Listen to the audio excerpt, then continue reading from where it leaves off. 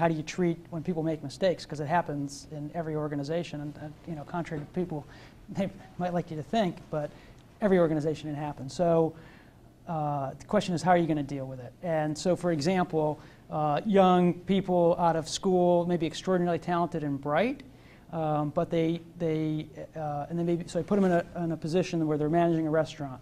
They may not have experience or skill set, or just haven't had the experience of dealing with clients, for example. So oftentimes they will say things that are, from our perspective, just inappropriate to a client. Not offensive, but it, you know, they may be brighter than the people they're dealing with, even their own people. But sometimes they get ahead of themselves. Just as an example. But how are we going to deal with that? It's not to chop their head off. It's to say, you know, when we're dealing with a client, this is how we're going to approach it. You know, sometimes you don't want to be smarter than, you know, be smarter than you really are.